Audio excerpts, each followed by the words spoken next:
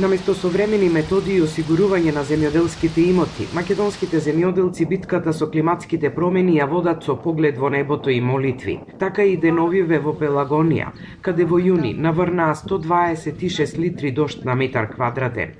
Тоа предизвика стравка и производителите, дека и оваа година ќе им се намалат приходите, затоа што не можат да влезат во нивите кои се полни со вода.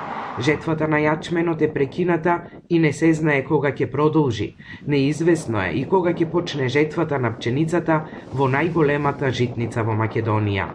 Јачменот требаше од 10. јуни, не пробен што комбајн овдека, зелено беше него дуваше и гостае.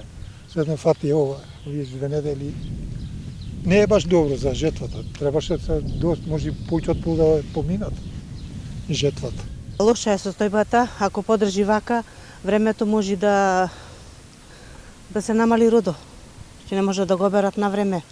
Ни сламата, ни житото, ништо нема да наберат. Стручњаците велат дека неповолните временски услови и големите врнежи од дожд ќе предизвикаат одредени оштетувања кај сите видови земјоделски култури.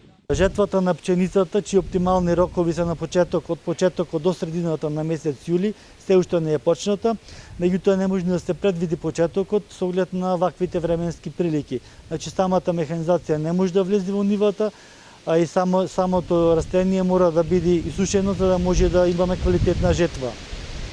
Исто така, забележано е и повторно израстување на зрната кои што се во нивата, меѓутоа забележан е и послаб квалитет, односно потемнување на зрното на житото, што се разбира ќе влие на квалитетот и нормално и на цената на овој земјоделски производ. И покрај тоа што временските непогоди во изминатите години предизвикаа огромни штети во земјоделството, земјоделците ретко ги осигуруваат посевите, иако државата субвенционира 60% од премијата. Во 2017 година осигурителните компании проделе 2000 полиси, што е пат за повеќе од 50% во споредба со 2015-тата, кога имало 5000 земјоделски полиси. Ние ги разгледавме сите административни бариери со кои што земјоделците се соочуваат при ова финансирање од страна на државата со 60%. Тие се на некој начин демотивирани заради самите постапки и несигурноста и заради тоа министерството влезе во интензивни разговори со штеделниците, со банките, со осигурителните компании во овој дел, за да ги олесниме процедурите. Покрај подигање на свеста за потребите и придобивките од осигурувањето, стручњаците велат дека во битката со климатските промени потребна е поголема акција за адаптирање, промена на начинот на производство и нови сорти и култури.